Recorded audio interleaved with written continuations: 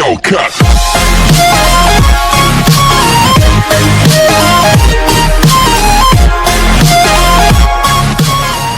Good morning students, welcome to the rainbows online classes. आज का जो हमारा सेशन है वो है हिंदी का क्लास 5, जिसका चैप्टर नंबर है 5, भारत की एकता।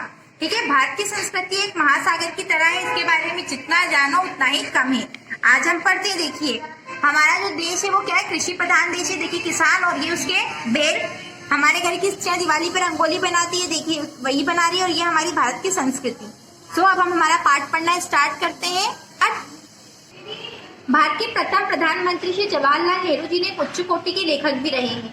यहाँ भारत और भारतीय संस्कृति पर उन्होंने जो कुछ लिखा है फिर कुछ अंश दिए जा रहे हैं। मतलब जो है हम पढ़ने वाले हैं वो किसने लिखा है, हमारे जो प्रथम प्रधानमंत्री है पंडित जवाहरलाल नेहरू, उन्होंने लिखा है। भारत के इतिहास में दो बातें अजीब है, एक तो यहाँ की संस्कृति और दूसरी एकता। हमारी बड़ी बड़ी पुस्तकों जैसे महाभारत, रामायण और ऐसी अन्य पुस्तकों ने भारतीय संस्कृति पर अपने अपने ढंग से भारी असर डाला है। उसके बाद एक आम संस्कृति फैली, हालांकि उसने भारत के अलग अलग हिस्सों में अलग अलग पोशाक पहन ली, लेकिन बुनियाद वही है। बावजूद इसके कि भारत में 50 राजनीतिक टुकड़े रहे। इस बात को हमेशा याद रखना कि बहुत पुराने जमाने में भी भारतीय भूभाग राजनीति के हिसाब से एकत्रित देश के रूप में कम ही रहा है। तब भारत क्या था, कहाँ था, ऊपर का हिस्सा आर्यावर्त था या ब्रह्मव्रत था, यह हिस्सा बढ़ रहा था, लेकिन जिसे आज हम हिंदुस्तान कहते हैं। यह बड़े से बड़े समय यानी अशोक के समय में भी पूरा एक ही नहीं हुआ था, इसमें थोड़ा सा रह गया था। इसके बाद देश के फिर टुकड़े हो गए। हमारे यहाँ राजनीति देश को जोड़ती नहीं थी। राजनीति के ख्याल से भारत को जोड़ने का विचार पिछले जमाने में बहुत कमजोर रहा था। आप देखिए भारत के लोग कहाँ कहाँ जाते थे, वे सारी दुनिया में घूमते थे। दूसरे मुल्कों में वे अपना धर्म ले गए। अपने धर्म से मतलब बौद्ध धर्म से है, क्योंकि हिंदू धर्म तो बाहर बहुत कम गया। भारत से धर्म लेकर वे चीन, जापान, मंगोलिया और सारे मध्य एशिया में फैले।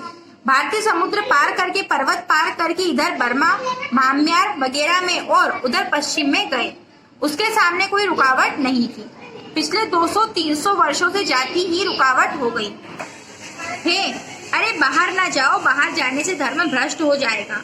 हमारे पूर्वज बहुत साहसी थे, उनके सामने कोई रुकावट नहीं थी। वे दुनिया में निडर होकर घूमते थे। अपनी कला को लेकर, अपनी भाषा को लेकर वे देश विदेश जाते थे। संस्कृति को वे दूर दूर तक ले गए। दूर के देशों में भी जब आप जाएं, इंडोनेशिया जाएं, मंगोलिया जाएं, दूर दूर के और देशों में जाएं, वहां आपको ढेरों संस्कृत शब्द मिलते हैं। आते हैं हम नेक्स्ट पेज पे। 1500 वर्ष हो गए हमारे पूर्वज मंगोलिया गए थे। मंगोलिया के इतिहास में लिखा है कि भारत से एक बड़ा आदमी आया, उसने मंगोलिया की एक राजकुमारी से विवाह किया और उसे मंगोलिया का राज खानदान शुरू हुआ। अब तक वे कहते हैं एक भारतीय आदमी था, उसने वहाँ का राजवंश शुरू किया। अब तक आजाद मंगोलिया का जो झंडा है उसका नाम शायद स्वयंभू, यह संस्कृत का शब्द है। देखिए कहाँ कहाँ जा पहुँचा यह। इसकी आपको एक मिसाल दी। यही बात कंबोडिया वगैरह सभी मुल्कों में है। आप भारत को और जानना चाहते हैं तो भारत के बाहर जाकर पुराने भारत की निशानियां देखिए, उसकी कलाओं की, उसकी विद्या की और उसकी भाषा की। उसकी कितनी ही बातें और देशों में पहुंची। वहाँ जो सबसे बड़े मशहूर मंदिर हैं वे भारत के लोगों के बनाए हुए हैं। अंगोर वाट कंबोडिया में या इंडोनेशिया में, एक तो भारत का वह जमाना था जब उसमें जान थी। भारत के लोगों में जान थी, बुद्धि थी, दम था, हिम्मत थी। वे दूर दूर जाते थे। बाद में एक जमाना आया जब हम सब जकड़ गए, अपनी जात पात के पिंजरे में बंद हो गए। यहाँ से वहां नहीं जाओ, उसके साथ खाना ना खाओ, उसके साथ विवाह ना करो, उसको छुओ नहीं वगैरह। जरा देखिए कितना अंतर हो गया। एक युग था कि भारत के लोग दुनिया में घूमते थे, दूसरे युग में उसी भारत के लोग एक दूसरे से टकराने लगे। हमारे समाज का संगठन अजीब था, वह एक दूसरे को जोड़ता भी था और एक दूसरे से अलग भी करता था। हमारा जाति भेद एक अनोखी चीज है दुनिया में, और कहीं यह बात नहीं थी। 1000-2000 वर्ष यह शुरू हुए था, लेकिन शायद इस प्रकार का नहीं था जैसा अब है। वह बहुत लचीला था। उस समय की हालत के लिए शायद वह उचित हो, मैं नहीं कह सकता, लेकिन इसमें कोई शक नहीं है कि ज्यों-ज्यों यह बड़ा यह अधिक कठोर और कट्टर होता गया। धीरे धीरे एक दीवार बन गई। देश की एकता यह रुकावट बन गई। देश के नागरिक अलग अलग भागों में बट गए, लोग मिलते नहीं थे, मिल नहीं सकते थे, आपस में शादी ब्याह नहीं कर सकते थे, एक साथ खाना नहीं खा सकते थे, एक दूसरे को छू नहीं सकते थे। यहाँ के हालात अजीब हो गए जिसमें आप और हम पैदा हुए और रहते हैं, हमें उसका अजीबपन मालूम नहीं होता, लेकिन दुनिया वालों के लिए यह आश्चर्य की बात है। दुनिया के लोग समझ ही नहीं सकते कि मामला क्या है, यह बात उनके दिमाग में नहीं आती, उन्हें अनोखी मालूम होती है। हम और आप इस हालात को देखते हैं, इसमें रहते हैं, शादी ब्याह करते हैं, खाते पीते हैं या एक दूसरे के साथ नहीं खाते पीते हैं, हमें यह बड़ी मामूली बात लगती है। लेकिन बाहर का आदमी, चाहे एशिया का हो, चाहे अमेरिका का हो, चाहे अफ्रीका का, चाहे यूरोप का, उसे यह एक अजीब बात मालूम होती है। यह मामला क्या है उसकी समझ में नहीं आता।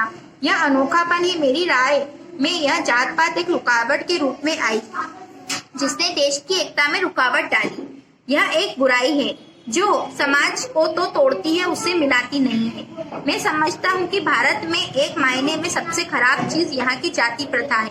आप बहस करते हैं कभी प्रजातंत्र की, समाजवाद की और ना जाने किस किस की। इन सब में चाहे प्रजातंत्र हो चाहे समाजवाद हो, उनमें कहीं भी जाति प्रथा नहीं आ सकती। वह सभी प्रकार की प्रगति की घोर विरोधी है। जात पात में रहते हुए आप ना तो समाजवाद पर पहुंच सकते हैं और ना सच्चे प्रजातंत्र पर। जाति प्रथा देश तथा समाज के टुकड़े करके उसे ऊपर नीचे और अलग अलग भागों में बांटती है। इस तरह वह मिलाने का नहीं बल्कि विभाजन का कार्य बनती है। आज वह एकदम पुरानी और हानिकारक बन गई है। एक जमाना था जब भारत बहुत ऊंचा पहुंचा हुआ था, लोग आजादी से दुनिया भर में आते जाते थे। आप बुद्धि से, अपनी शक्ति से और भारत की शक्ति से दुनिया के लोगों को प्रभावित करते थे।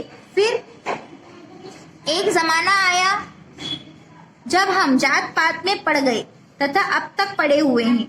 मैंने अपने देश की जाति भेद वगैरह की वे कमजोरियां बताई जिनसे हम गिर गए, लेकिन हमारे देश का इतिहास हमें यह सिखाता है कि धर्म के मामले में हमें एक दूसरे से मिलकर रहना चाहिए। स्टूडेंट, आपको ये चैप्टर समझ में आया होगा। इससे रिलेटेड सारे क्वेश्चन आंसर्स उत्तर आपको व्हाट्सएप ग्रुप में अवेलेबल करवा दिए जाएंगे। Okay, I hope you understand this chapter. Okay, Hindi का ये पार्ट आपको अच्छे से समझ आया होगा। Thank you and bye, stay home stay safe.